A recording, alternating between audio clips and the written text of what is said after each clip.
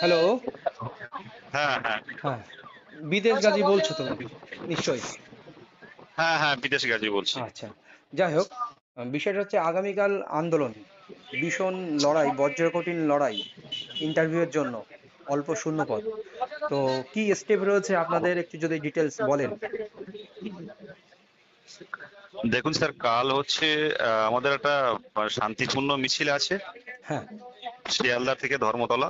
হ্যাঁ।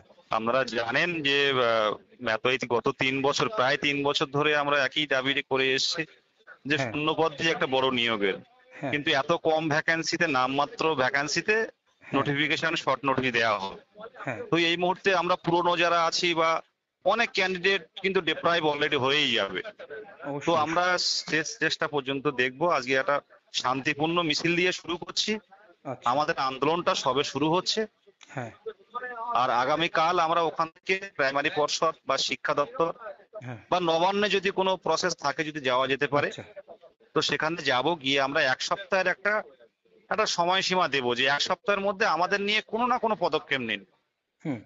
যে সময় দেরি হবে, আপনারা দরকার হয় দরকার হয় আপনারা 20 দিন পরে ফর্ম ফিল আপ শুরু করুন, হ্যাঁ। তো ভ্যাকান্সিটা বাড়ান। আচ্ছা। আর 1 সপ্তাহের মধ্যে যদি আমরা কোনোরূপ আপনাদের দিক থেকে যদি কোনোরূপ সদুত্তর না পাই, তাহলে কিন্তু দিকে দিকে আমরা আন্দোলন করব। মানে বৃহত্তর আন্দোলন হবে, আন্দোলনের রূপটা একটু বৃহত্তর অন্যরকম হবে। আন্দোলন একটু অন্যরকম হবে। আমরা সবসময় সহযোগিতার হাত বাড়িয়ে দিই, হুম। কারণ বারবারই বলে আসছে আমাদের এত বছরের আন্দোলন, কোনো রাজনৈতিক পিছনে কোনো রাজনৈতিক কিন্তু হাত থাকে না। মানে অবশ্যই। আমরা সম্পূর্ণ নিরপেক্ষভাবে আন্দোলন করে গেছি। একদম, এটা ভাতের তারপরেও লড়াই। একদম ভাতের লড়াই, একদম স্যার। একদম যে ভাতের লড়াই। নিরপেক্ষভাবে আন্দোলন করেছে, অন্যান্য সংগঠনের সাথে কোনো রাজনৈতিকের যোগ থাকলেও আমরা রাইট। নিরপেক্ষভাবে আন্দোলন করেছি। তারপরেও আমাদের এই শাস্তিটা কেন দেয়া হলো? আচ্ছা। আমরা আমরা। 1 সপ্তাহের ডেড লাইন নেব।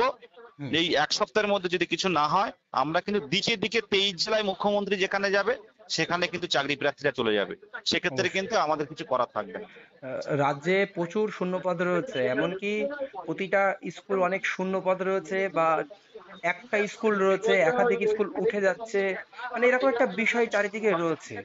মানে টিচার নেই স্কুলগুলোতে, তাই না? তারপরে এত কম একদম, একদম, শূন্যপদ কেন? একদমই। রাজ্যে তো আপনি ভালো করেই জানবেন হ্যাঁ। যে রাজ্যে অলরেডি বিকাশ, মানে খোদ বিকাশ ভবন তথ্য দিচ্ছে শিক্ষা দপ্তরকে যে হ্যাঁ। 2215টি প্রাইমারি স্কুল শিক্ষক শূন্য, অথবা শিক্ষক শূন্য। এক একজন শিক্ষক দিয়ে কাজ চালানো হচ্ছে। রাইট। আর সবচেয়ে আমাদের দুর্ভাগ্য, হ্যাঁ। শুধু রাজ্য নয়, আমাদের দেশে 1 লক্ষ স্কুলে একজন করে শিক্ষক।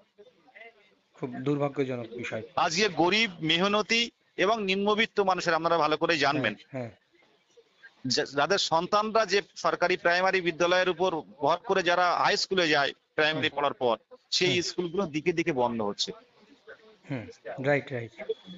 এখন আমাদের মেনলি দাবি প্রাথমিক শিক্ষা বাঁচাও। কালকে মেন দাবি প্রাথমিক শিক্ষা বাঁচাও, সরকারি প্রাথমিক শিক্ষা। আর শিক্ষা বাঁচাতে গেলে ধারাবাহিক নিয়োগটা দরকার। আমাদের অন্তত 50,000 না হোক, কিছু তো বাড়ুক। অবশ্যই 30,000 হোক শূন্যপদটা মিনিমাম। একদমই তাই। মিনিমাম 30,000 হোক, সেটাও লড়াই এবার করা যাবে। আমাদের কারণ অনেক হ্যাঁ, মুখ্যমন্ত্রী বলুন। বারবার বলছে আমার কাছে এত শূন্যপদ রয়েছে, গৌতম পাল বলছে এত নিয়োগ করব, অত নিয়োগ করব, কিন্তু শেষ পর্যন্ত একটা ললিপপ ধরিয়ে দিল, যাকে বলা যায়। একদমই তাই। এটা আমরা কোনোভাবে আশা করিনি যে এই জায়গায় এইরকম পরিস্থিতি তৈরি হবে। 13,000 ভ্যাকান্সি তাহলে এত বছরে। আগামীকাল সমস্ত দপ্তরগুলো থেকে 1 সপ্তাহ ডেডলাইন দেওয়া হবে। যদি না মানে তাহলে বড় একটা বিক্ষোভের বা আন্দোলনের অন্য রূপ পেতে পারে, তাই তো? হ্যাঁ, দিকে দিকে দিকে আন্দোলন হবে। যে আমাদের ধারণা, আমার ব্যক্তিগতভাবে মনে হয় হ্যাঁ। যে দিকে দিকে আন্দোলন করছি মানে এখন তো আর নেতৃত্ব লাগে না। আমরা যারা নেতৃত্ব দিই আমাদেরও লাগছে না, সাধারণ না, চাকরি এখন প্রার্থীরা কিন্তু নেতৃত্ব পথে লাগে না। নামছে। ঠিক ঠিক, সবাই নামতে কারণ হবে, সবাই, নয়তো চাকরি পাওয়া যাবে না। 60,000 আবেদন করবে, 13,000 চাকরি। হ্যাঁ, যারা আগে পথে নামতো না তারাও ফোন করে বলছে দাদা ডেট ঘোষণা করুন। অবশ্যই যেতে হবে তো সবাইকে। এরপরে সামনে মুখ্যমন্ত্রী বিভিন্ন জেলায় জেলায় যাবেন, কোথায় কিভাবে বিক্ষোভ দেখাবে এটা তাহলে আমরা শেষে চাই না। আমরা একটা মেসেজ দিই, যে আমি কিছু মেসেজ দিই সমগ্র যারা 2022 টেট পাস বা 2023 টেট পাস বা অন্য অন্য টেট পাস আছেন। আমি কথা বললাম 2022 টেট পাস একজন লড়াকু সৈনিক বিদেশ গাজীর সঙ্গে। আপনারা আগামীকাল সবাই আসুন এবং দিকে দিকে লড়াইয়ের কণ্ঠ তুলুন। 50,000 শূন্য পদের প্রয়োজন। সঠিক। একদম একদম একদম ওকে, রাখছি, একদম। অনেক ধন্যবাদ। Thank you sir, thank you. Okay.